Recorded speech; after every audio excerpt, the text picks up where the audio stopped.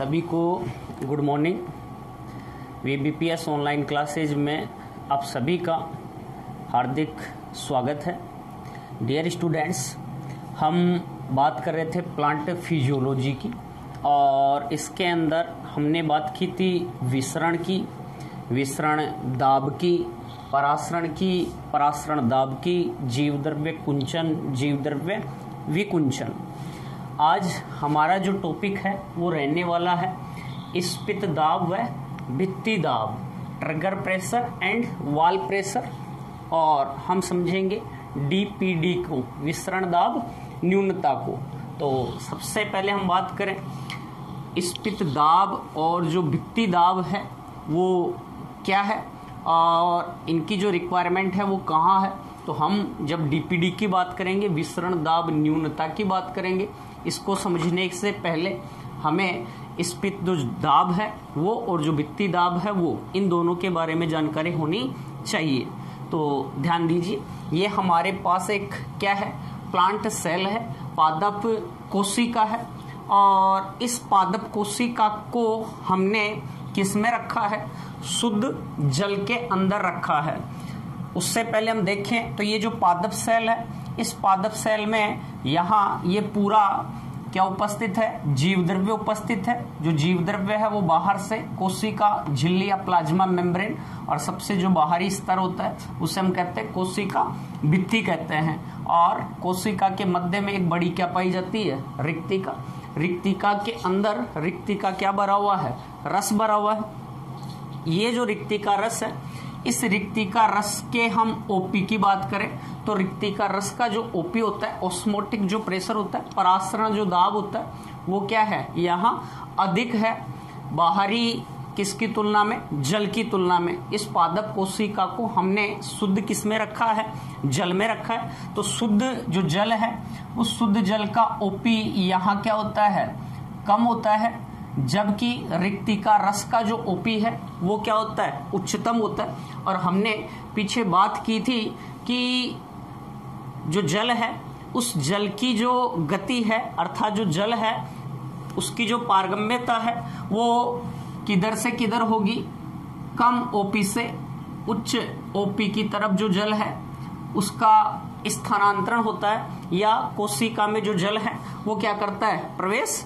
करता है। तो यहाँ हम समझें तो हमने इस पादप कोशिका को शुद्ध किस में रखा है, जल में रखा है।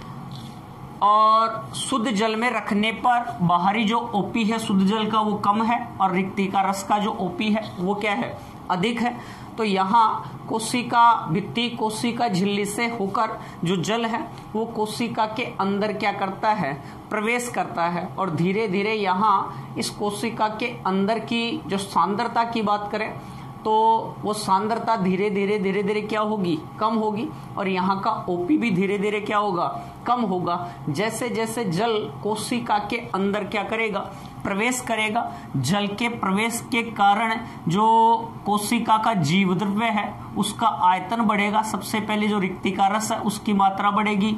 तो ये जो रिक्तिका रस है यह बाहरी जीवद्रव्य कोशिका द्रव्य पर क्या करेगा, दबाव लगेगा। और जो कोशिका द्रव्य है इसकी हम बात करें, जीवद्रव्य है इसकी हम बात करें, तो ये जो जीवद्रव्य है वो धीरे धीरे किस पर, कोशिका झिल्ली पर। कोशिका झिल्ली किस पर, कोशिका भित्ति पर एक क्या लगाएगी, दाब लगाएगी। और इस दाब को ही हम क्या कह रहे हैं, स्पिति दाब कह रहे हैं, या ट्रिगर क्या कह रहे हैं, प्रेशर कह रहे हैं, TP कह रहे हैं। तो किसे काम ने, ध्यान दीजिए, जब किसी कोशिका को शुद्ध जल में रखा जाता है तो अंतः परासरण के कारण जल जो है वो कोशिका के अंदर क्या करता है, प्रवेश करता है। धीरे धीरे यहाँ जीवद्रव्य का जो आयतन है वो बढ़ेगा, और उसके कारण जो जीवद्रव्य है वह कोशिका भित्ति पर बाहर की तरफ एक क्या लगाता है, दाब लगाता है। उस दाब को ही हम क्या कहते हैं, स्पित दाब कहते हैं, या क्या कहते हैं, TP कहते हैं।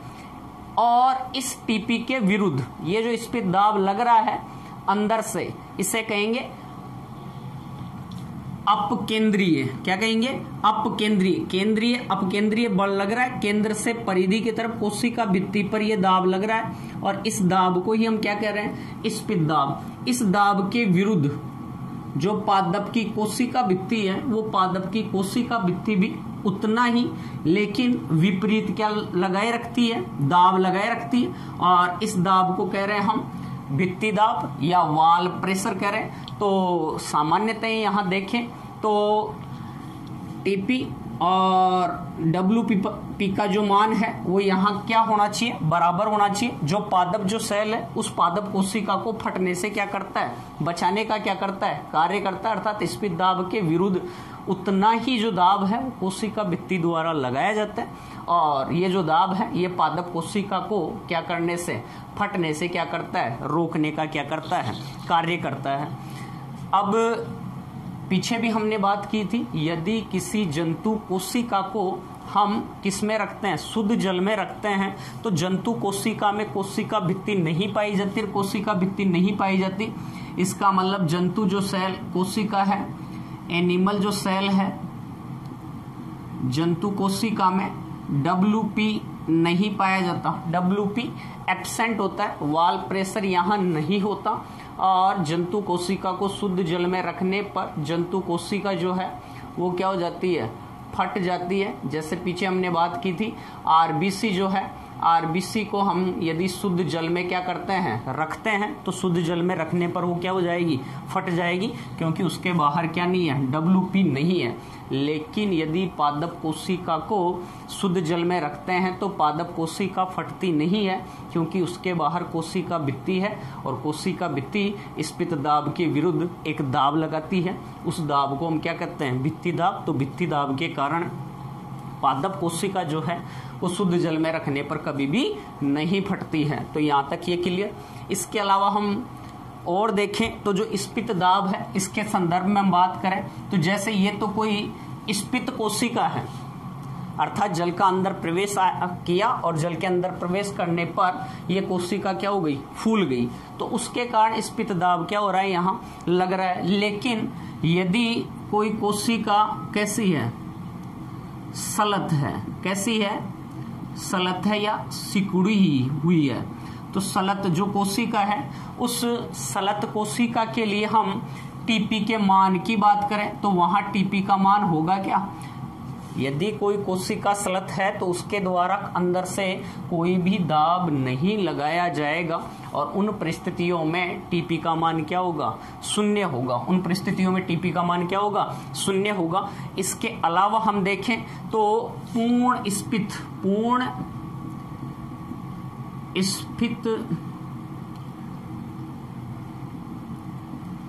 पूर्ण जो स्फीत कोशिका है, पूर्ण जो स्फीत कोशिका है, पूर्ण स्फीत कोशिका में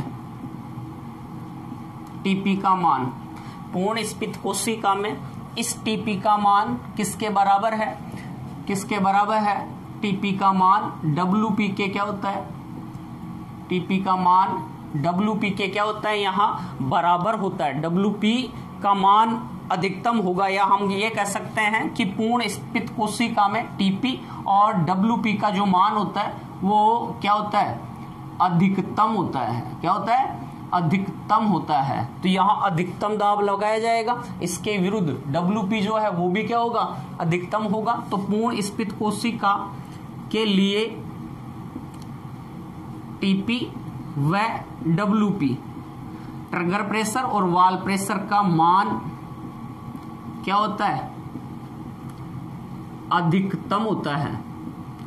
और यह अधिकतम किसके बराबर होता है, OP के बराबर होता है। परासरण जो दाब होता है उसके क्या होता है, ये बराबर होता है। ऑस्मोटिक जो प्रेशर लगता है उसके क्या होता है, बराबर होता है।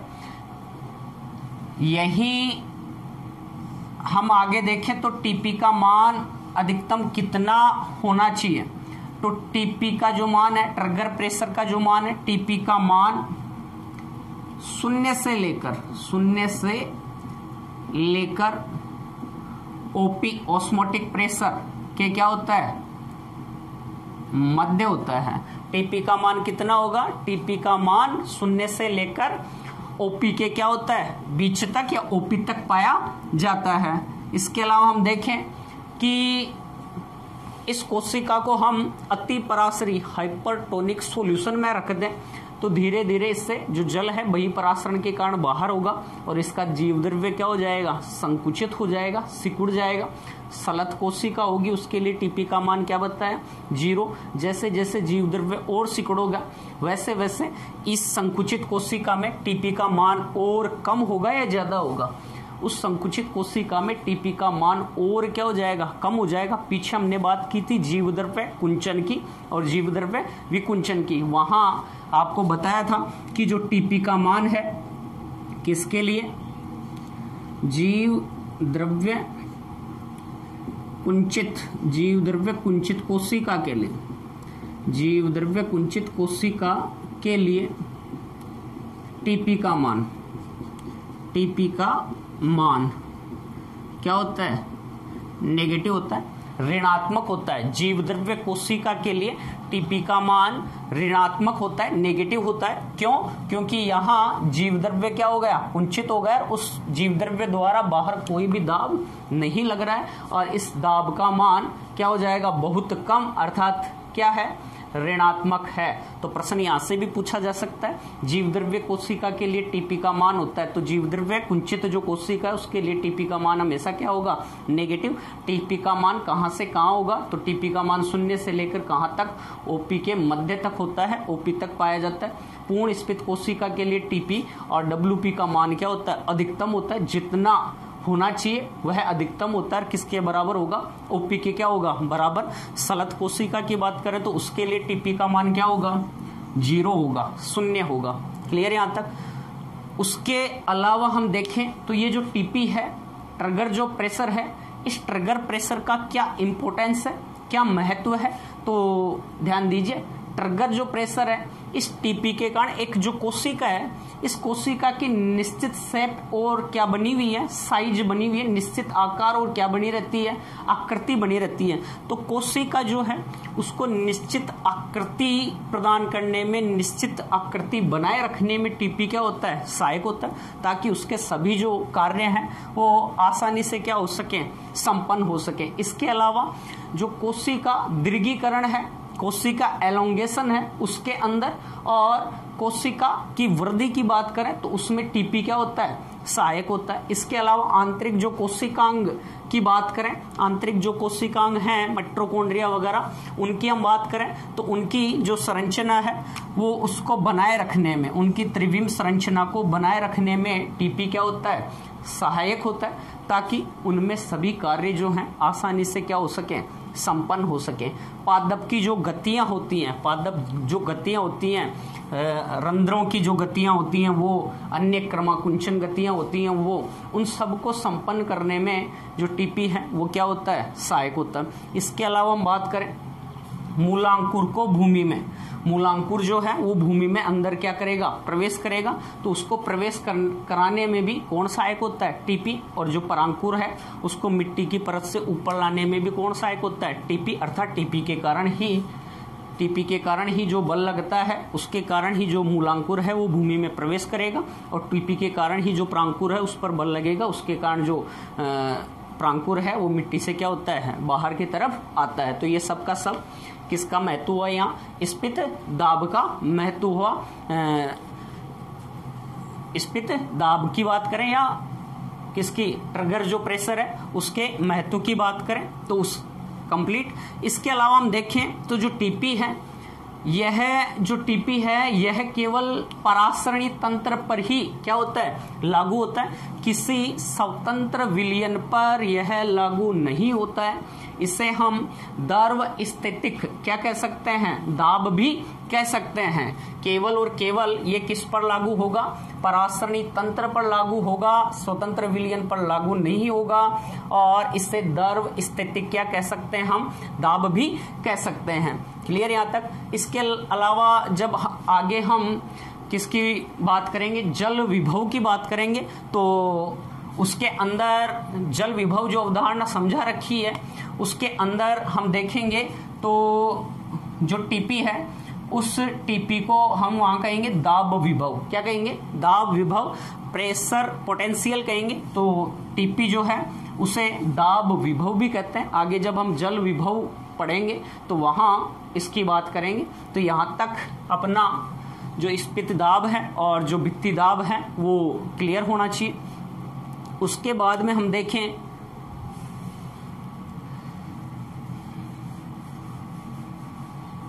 डीपीडी की।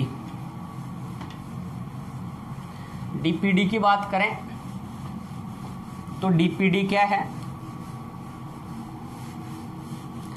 विसरण दाब न्यूनता। सबसे पहले हम समझें डीपीडी जो शब्द था वो किसने दिया, तो डीपीडी जो शब्द था वो किसने दिया था? मेयर ने। और इस डीपीटी को हम यहाँ सक्शन क्या कहते हैं? प्रेशर भी कहते हैं, या इसे कह सकते हैं चूषण दाब। क्या कह सकते हैं? चूषण दाब। और चूषण दाब शब्द का जो प्रयोग था वो किया था रेनर ने। किसने किया था? रेनर ने। तो सबसे पहले डीपीडी जो शब्द था वो किसने दिया? मेयर ने। और इस डीपीटी को ही सक्शन प्रेशर एसपी चूषण दाब जो है वो किसने कहा? रेनर जो था, उस रेनर ने इन्हें रेनर नामक वैज्ञानिक ने यहाँ जो डीपीडी है उसको क्या कहा? चूषण दाब या सक्शन प्रेशर कहा, एसपी कहा।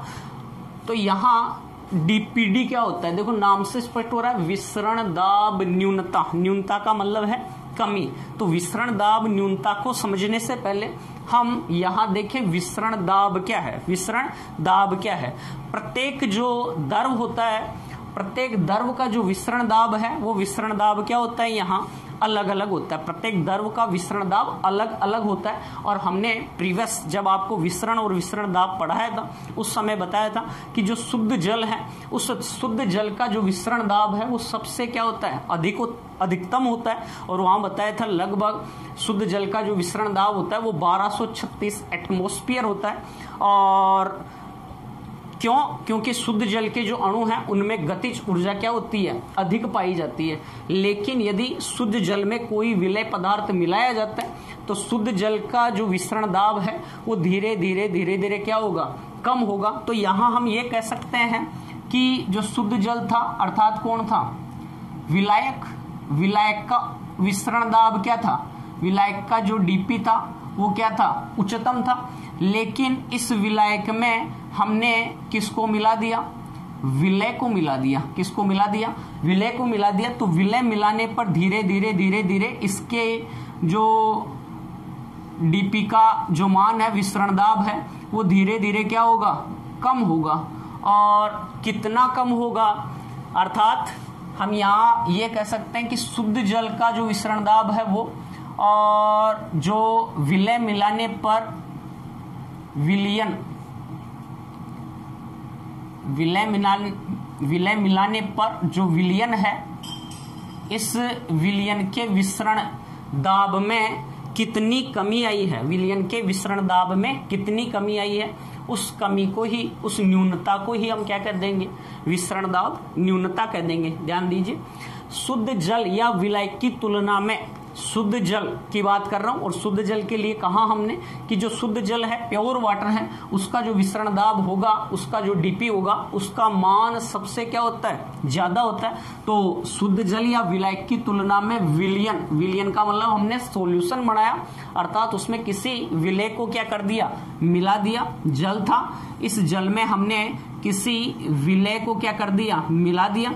तो यहाँ क्या तैयार हो गया? विलयन तैयार हो गया। क्या बन गया? विलयन। तो विलयन के विसरण दाब में जितनी कमी होती है शुद्ध जल या विलायक की तुलना में, शुद्ध जल या विलायक का डीपी उच्चतम होता है। और इस शुद्ध जल की तुलना में जो यहाँ विलयन बनेगा, इस विलयन का, और हमने पहले बात की प्रत्येक जो द्रव है उस प्रत्येक द्रव का जो विसरण दाब है वो अलग अलग होता है। तो विलायक की तुलना में विलयन के विसरण दाब में जितनी कमी होती है, कमी किसके कारण हुई? विलय पदार्थ मिलाने के कारण हुई। जितनी कमी होती है उस कमी को ही हम क्या कहते हैं? विसरण दाब क्या कहते हैं? न्यूनता कहते हैं। डिफ्यूजन प्रेशर डिफेक्ट कहते हैं, डीपीडी कहते हैं। और ये जो कमी है, ये कमी यहाँ ये नहीं कह सकते कि ये कमी किसमें हुई है, विलयन में हुई है। यहाँ क्या था, विलायक था। ये कमी किसमें हुई है, विलायक के विसरण दाब में, अर्थात जल के विसरण दाब में कमी हुई है। क्या मिलाने पर, विलय पदार्थ मिलाने पर। और इसी को हमने क्या कहा है, विसरण दाब क्या कहा है, न्यूनता का है। तो यहाँ ये जो कमी है, ये कमी विलायक के विसरण दाब में होती है, ना कि विलयन के में। तो विलायक का विसरण दाब सर्वाधिक होता है, ध्यान दीजिए, विलायक का विसरण दाब सर्वाधिक होता है। विलायक में विलय पदार्थ मिलाने पर विसरण दाब में कमी आती है। विलय पदार्थ मिलाने पर विलायक के विसरण दाब में आई जो कमी है, उस कमी को ही हम क्या कहते हैं, विसरण दाब क्या कहते हैं, न्यूनता कहते हैं, डीपीडी कहते हैं। या इसे हम कोशिका में जल की क्या कह सकते हैं, मांग कह सकते हैं। अर्थात डीपीडी का मान जितना ज्यादा होगा, उस कोशिका की जो मांग है जल की, वो उतनी ही क्या होगी, अधिकतम होगी। तो कोशिका में जल की जो मांग है या कुल जल का जो प्रवेश है, वो कुल जल का प्रवेश ही यहाँ क्या कहलाएगा, डीपीडी कहलाएगा। क्या कहलाएगा, डीपीडी। और डीपीडी के आधार पर विलायक जल के अणुओं का गमन कम डीपीडी से क्या होता है, अधिक डीपीटी वाले क्षेत्र की तरफ होता है। तो इस डीपीडी की हम बात करें तो डीपीडी के आधार पर जो परासरण की क्रिया है, अर्थात जो जल है, डीपीडी के आधार पर हम किसको समझा सकते हैं, परासरण को समझा सकते हैं। अर्थात दो कोशिकाएं जो हैं उनका डीपीडी का मान अलग अलग है, तो उनमें जो जल है वो किस कोशिका से किस कोशिका में क्या करेगा, प्रवेश करेगा। तो दो कोशिकाओं में परासरण की क्रिया किधर से किधर होगी, उसको हम आसानी से किसके द्वारा समझा सकते हैं, डीपीडी द्वारा। और जिस कोशिका का डीपीडी कम होगा, उससे जो जल है वो किधर जाएगा, अधिक डीपीडी की तरफ क्या होगा, प्रवेश करता है या जाता है। इसके अलावा हम देखें तो जैसे जल के अणुओं की गति किधर किधर होगी, डीपीडी की बात की सबसे पहले, तो डीपीडी की बात की, डीपीडी कम डीपीडी से जल की गति कम डीपीडी से किधर होगी, अधिक डीपीडी की तरफ। इसी प्रकार अभी हमने पीछे बात की, जो जल है वो कम ओपी से अधिक किसकी तरफ जाएगा, ओपी की तरफ जाएगा। कम ओपी से किधर जाएगा, अधिक ओपी की तरफ क्या होता है, या निम्न जो ओपी है उससे अधिक जो ओपी है उसकी तरफ जो जल है, जल के अणुओं की क्या होती है, गति यहाँ हमें देखने को मिलती है। उसके अलावा हम बात करें विलयन, जैसे अधो परासरी विलयन से किधर जाएगा, अति परासरी विलयन की तरफ जो जल है उसकी क्या होती है, गति होती है। इसके अलावा हम समझें तो जो जल है वह अपनी जो जल है विलयन की कम सांद्रता से, विलयन की कम सांद्रता से किधर मूव करता है, अधिक सांद्रता की तरफ। यहां विलयन की बात करें, जो जल है विलयन की कम सांद्रता वाले विलयन से किधर जाएगा, अधिक सांद्रता वाले विलयन की तरफ जाएगा। तो ये तो हम किसकी बात कर रहे थे, डीपीडी की। अर्थात लो डीपीडी से हाई डीपीडी जल की गति होती है, लो ओपी से हाई ओपी की तरफ, अधोपरासरी विलयन से अतिपरासरी विलयन की तरफ, कम सांद्रता वाले विलयन से अधिक सांद्रता वाले जो विलयन है उसकी तरफ जल की क्या होती है, गति हमें देखने को मिलती है। इसके अलावा हम टीपी की बात करें तो जो जल है उच्च टीपी से हाई टीपी से, उच्च टीपी से किधर जाएगा, निम्न टीपी की तरफ। जो जल है, जल के अणुओं की जो गति है वो उच्च टीपी से किधर होगी, निम्न जो टीपी है उसकी तरफ देखने को मिलती है। इसी प्रकार हम किसके लिए बात कर सकते हैं, डीपी के लिए। डीपी के लिए भी उच्च जल जो जल है वो अपनी उच्च डीपी से किधर जाएगा, निम्न डीपी की तरफ, उच्च डीपी से किधर जाएगा, निम्न डीपी की तरफ जल के अणुओं की क्या होती है, गति हमें देखने को मिलती है। इसके अलावा हम देखें तो जल विभव की बात करें, वाटर पोटेंशियल की बात करें तो उच्च जल विभव से साई डब्ल्यू आगे पढ़ेंगे, उच्च जल विभव से किधर जाएगा, निम्न जल विभव जो है उसकी तरफ जल के अणुओं की क्या होती है, गति हमें देखने को मिलती है। फिलहाल हमें समझना है केवल डीपीडी की बात करनी है। तो डीपीडी के लिए हम कह रहे हैं क्या, जो जल है वह एक कोशिका से दूसरी कोशिका में कब जाएगा, अर्थात परासरण को समझ सकते हैं। जल जो है उसका परासरण एक कोशिका से दूसरी कोशिका में कब होगा, अर्थात जिस कोशिका की डीपीडी कम है उससे अधिक डीपीडी की तरफ जो जल है उसकी क्या होती है, गति होती है। और यहां हम देखें तो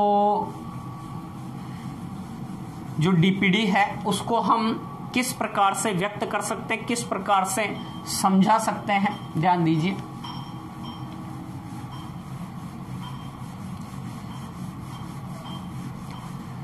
डीपीडी बराबर ओपी माइनस टीपी। अभी हमने बात की ओपी क्या है, ऑस्मोटिक प्रेशर, टीपी क्या है, ट्रिगर प्रेशर, स्पित दाब की बात कर ली। तो डीपीडी कोशिका के परासरण दाब, किसके, परासरण दाब और स्फीति जो दाब है उसके अंतर के क्या होता है, बराबर होता है। तो निम्न सूत्र के द्वारा हम किसी भी कोशिका की क्या कर सकते हैं, डीपीडी ज्ञात कर सकते हैं। ये किसी सामान्य कोशिका के लिए, किसी सामान्य कोशिका के लिए डीपीडी, सामान्य कोशिका के लिए क्या है, डीपीडी का मान है। अब हम अलग अलग जो कोशिकाएं हैं उनमें डीपीडी को समझें कि एक स्फीत कोशिका है उसके लिए डीपीडी का मान क्या होगा, एक सलत कोशिका है उसके लिए डीपीडी का मान क्या होगा। तो ध्यान दीजिए, सबसे पहले हम बात करें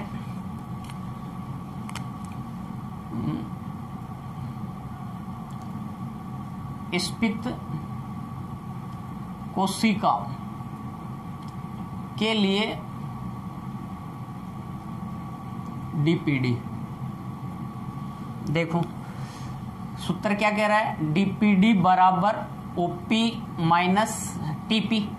अभी हमने बात की एक कोशिका यदि फूली हुई है, स्फीत कोशिका है, तो उस स्फीत कोशिका के लिए जो टीपी का मान है और जो डब्ल्यूपी का मान है वो क्या होता है, अधिकतम होता है। और वह किसके बराबर होता है, ओपी के क्या होता है, बराबर होता है। सामान्य स्फीत कोशिका के लिए हमने डीपीडी की क्या की है, बात की है। तो यहाँ जो टीपी का मान है वो किसके बराबर होगा, ओपी के क्या होता है, बराबर होता है। टीपी का मान ओपी के क्या होता है, बराबर होता है।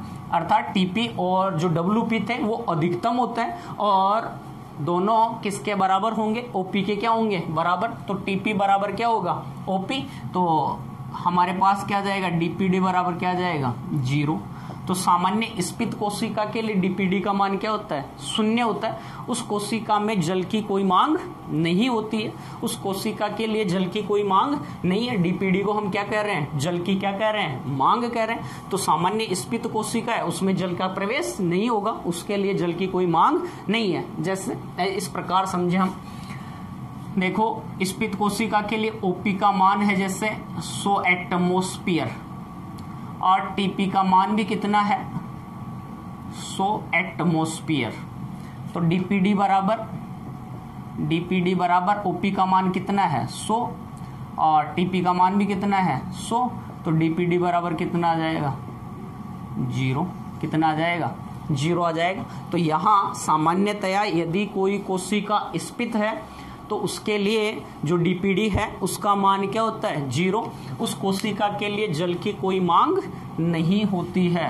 दूसरा हम बात करें सलत कोशिका, कोई कोशिका सलत है, सिकुड़ी हुई है कोशिका के लिए डीपीडी की बात करें, डीपीडी तो सलत कोशिका के लिए डीपीडी क्या होगा, अभी हमने पीछे पढ़ा था, यदि कोई कोशिका सलत है अर्थात फूली हुई नहीं है तो उस सलत कोशिका के लिए जो टीपी होगा वो टीपी क्या होता है, शून्य होता है, उसका कोई ट्रिगर प्रेशर नहीं होता है। तो डीपीडी बराबर क्या आ जाएगा, ओपी माइनस टीपी, टीपी पहले से ही क्या है 0, तो डीपीडी बराबर क्या हो जाएगा ओपी। डीपीडी का मान जो है सलत कोशिका के लिए किसके बराबर होगा, ओपी के बराबर होगा। किसके बराबर होगा, ओपी के बराबर होगा। इसको भी इस प्रकार से समझे हम, देखो क्या है, जैसे ओपी बराबर 100 एटमोस्फियर और टीपी बराबर क्या है यहाँ पर 0। टीपी बराबर क्या है 0। टीपी के लिए कोई मान नहीं है, टीपी के लिए कोई मान नहीं है। टीपी क्या है यहाँ 0 है, किसके लिए, सलत कोशिका के लिए। तो इसके लिए हम निकालें तो क्या आ जाएगा, डीपीडी बराबर टीपी का मान पहले ही क्या है 0 और ओपी का मान कितना है 100, मैक्सिमम हो जाएगा। तो सामान्यतया हम देखें तो जो सलत कोशिका है उस सलत कोशिका के लिए जो डीपीडी है उसका मान मैक्सिमम हो जाएगा, अधिकतम हो जाएगा। क्लियर, किसके लिए, सलत कोशिका के लिए। क्यों, क्योंकि यहाँ टीपी का मान क्या है 0 है। अब यही आगे हम देखें किसके लिए, तीसरा जीव द्रव्य कुंचित कोशिका के लिए। कोई कोशिका है जो जीव द्रव्य क्या है कुंचित कोशिका है। पीछे हमने बात की थी जीव द्रव्य कुंचन और विकुंचन की। यदि किसी कोशिका से उसका जीव द्रव्य जो है उससे जो जल है वो बहिःपरासरण द्वारा बाहर निकल आता है तो उसका जो जीव द्रव्य है वो सिकुड़ कर एक कोने में क्या हो जाता है, एकत्रित हो जाता है। उन परिस्थितियों में टीपी का जो मान होगा जीव द्रव्य कुंचित कोशिका के लिए, उसके लिए टीपी का मान जो होगा वो क्या होता है, नेगेटिव होता है, ऋणात्मक होता है। ध्यान दो, डीपीडी बराबर ओपी माइनस क्या है टीपी है। और यहां हम बात करें जैसे ओपी बराबर ले लिया मैंने 100 एटमोस्फियर और टीपी बराबर भी मैंने क्या ले लिया 100 एटमोस्फियर, लेकिन यहाँ टीपी का मान क्या होगा, नेगेटिव होगा। क्या होगा, नेगेटिव होगा। तो देखो डीपीडी बराबर ओपी माइनस टीपी, ओपी का मान कितना है 100 माइनस टीपी का मान कितना है -100। तो डीपीडी बराबर 100 माइनस माइनस क्या हो जाएंगे प्लस, तो 100 प्लस 100, 100 प्लस 100, तो डीपीडी बराबर क्या हो जाएगा 200।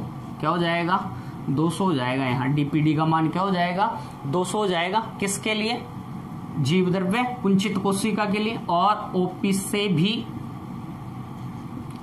अधिक हो जाएगा, ओपी से भी क्या हो जाएगा।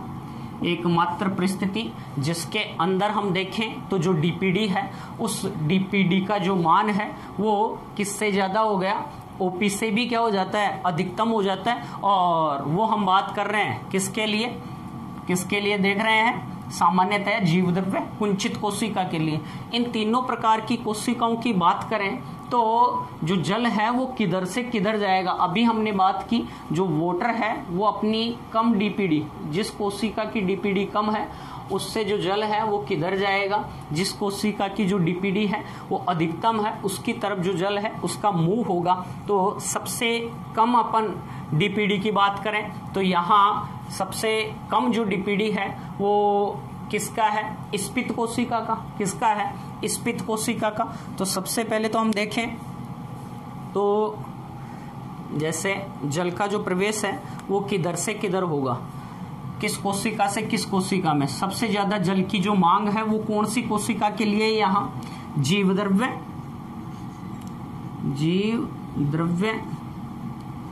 कुंचित कोशिका के लिए डीपीडी का मान क्या है, अधिकतम है। उसके बाद में किसके लिए है, सलत कोशिका। किसके लिए, सलत कोशिका के लिए। उसके बाद में किसके लिए है, आंशिक स्फीत कोशिका मान सकते हैं अपन, आंशिक स्फीत सेल और फिर मान सकते हैं पूर्ण स्फीत सेल, पूर्ण स्फीत कोशिका के लिए। तो इस प्रकार से अलग अलग कोशिकाओं के लिए जो डीपीडी है उसका जो क्रम है वो इस प्रकार से होगा। सबसे ज्यादा जो डीपीडी है वो किसका है, जीवद्रव्य कुंचित कोशिका का, फिर किसका है, सलत कोशिका का, उससे कम आंशिक स्फीत का और उससे कम स्फीत का। तो सबसे ज्यादा जो जल की मांग है, जल की मांग सबसे ज्यादा किस कोशिका को रहने वाली है, जीवद्रव्य कुंचित कोशिका को रहने वाली है। और उसे यदि शुद्ध जल में रखा जाएगा तो उस कोशिका में जल की मांग ज्यादा है और उसमें जो परासरण की क्रिया है वो हमें अधिक देखने को मिलेगी। इसे हम क्वेश्चन द्वारा समझें, देखें।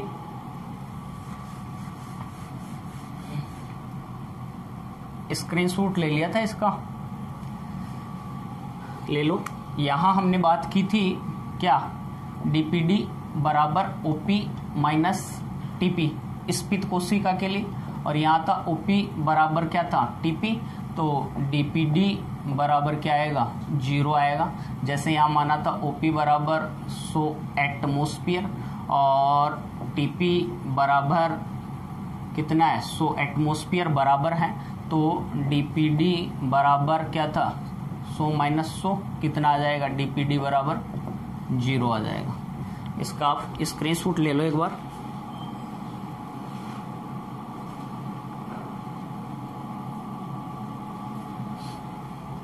आगे हम क्वेश्चन द्वारा समझते हैं। देखो, दो कोई सेल हैं और वहां प्रश्न पूछ सकता है जो जल है वो किस कोशिका से किस कोशिका में क्या करेगा, प्रवेश करेगा। एक सेल हमारे पास ये है और एक सेल हमारे पास ये है, ए सेल और बी सेल। यहाँ हम देखें तो यहाँ इस कोशिका के लिए जैसे दे दिया ओपी बराबर 25 एटमोस्फियर, टीपी बराबर दे दिया 10, ठीक है। और इस कोशिका के लिए हमें दे दे जैसे ओपी बराबर 30 एटमोस्फियर और टीपी बराबर दे दे जैसे 15 एटमोस्फियर। तो जो जल है वो किस कोशिका से किस कोशिका में क्या करेगा, प्रवेश करेगा, उसका मान हम निकालें। तो हमने अभी बात की इस कोशिका के लिए जो डीपीडी है वो क्या होगा, डीपीडी बराबर ओपी माइनस टीपी। यहाँ ओपी का मान कितना है 25 और टीपी का मान कितना है 10 है। तो कितना रह जाएगा 15 एटमोस्फियर, कितना रह जाएगा 15, और इसके लिए भी 15 ही होगा। तो इसको थोड़ा सा अपन चेंज कर देते हैं। जैसे यहाँ टीपी का मान दे रखा है 20 एटमोस्फियर, क्या दे रखा है 20 एटमोस्फियर। तो डीपीडी बराबर ओपी माइनस टीपी कितना हो जाएगा, ओपी का मान कितना है 30 और टीपी का मान कितना है 20। तो कितना आ जाएगा, डीपीडी बराबर 10 आ जाएगा। डीपीडी का मान यहाँ कितना आ जाएगा 10 और यहाँ डीपीडी का मान कितना आ जाएगा 15 आ जाएगा। डीपीडी का मान कितना आ जाएगा 15 आ जाएगा। तो जो जल है वो किधर से किधर यहाँ प्रवेश होगा, जिस कोशिका का डीपीडी कम है उससे जिस कोशिका का डीपीडी अधिक है उधर जल का क्या होगा, प्रवेश होगा। तो कोशिका 20 से ए की तरफ जो जल है उसका क्या होगा, गमन होगा, या बी कोशिका से जो जल है ए कोशिका में क्या करेगा, प्रवेश करेगा। लीजिए आप इसका स्क्रीनशॉट लीजिए।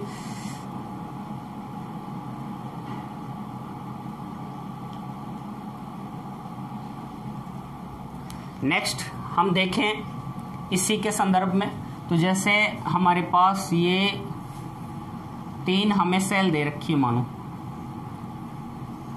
ए बी और सी, ए बी व सी। इसके लिए हमें दे दिया जैसे ओपी बराबर 35 एटमोस्फियर और टीपी बराबर 30 एटमोस्फियर।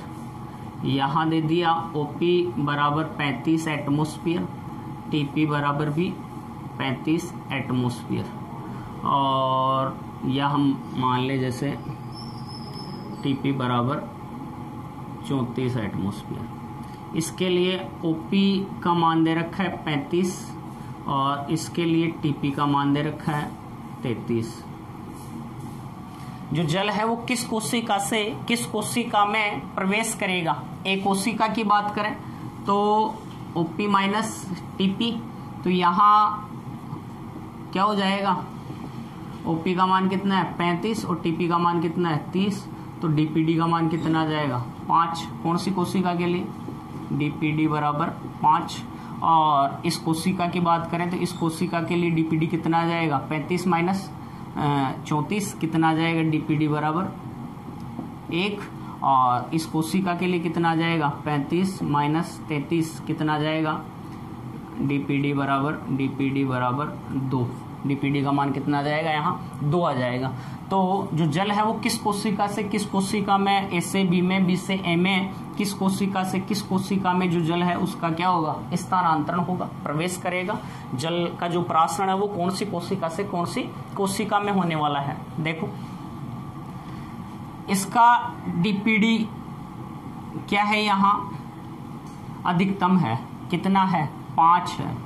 इसका डीपीडी की हम बात करें तो यहाँ इसका डीपीडी कितना है 2 है। इसके डीपीडी की बात करें तो हम कितना है 1 है। तो जो जल है वो किस कोशिका से किस कोशिका में, इस बी से ए में और इधर भी बी से किस में जाएगा, सी जो कोशिका है उसमें जो जल है उसका क्या होगा, प्रवेश होगा। उसमें क्या होगा, जल का क्या होगा, प्रवेश होगा, या जल का क्या होगा, प्रासरण हमें देखने को मिलेगा। क्लियर। तो इस प्रकार से न्यूमेरिकल आ सकता है इससे संबंधित, और आप आसानी से इस क्वेश्चन को हल कर सकते हैं कि कौन सी कोशिका से कौन सी कोशिका में परासरण की क्रिया हो रही है, किसके आधार पर, डीपीडी के आधार पर। तो हमने बात की जो जल है वह किधर से किधर, कम डीपीडी से अधिक डीपीडी की तरफ जल की क्या होती है, गति होती है। जीवद्रव्य कुंचित कोशिका जो थी उसका डीपीडी उच्चतम होता है, तो जल की मांग जो है उस कोशिका के लिए अधिक रहने वाली है। ये आज अपना डीपीडी कंप्लीट हुआ। इसके आगे का जो अपना टॉपिक रहने वाला है वो रहेगा जल विभव, वाटर पोटेंशियल। और जल विभव जो है वो डीपीडी जो है उसी को स्टेलियर और जो टेलर थे उन्होंने जल विभव जो था उसके रूप में डीपीडी को जल विभव के रूप में क्या कर दिया है, समझा दिया। तो उसको अगले लेसन में हम बात करेंगे। यहाँ तक क्लियर। सभी को धन्यवाद। जय हिंद, जय भारत।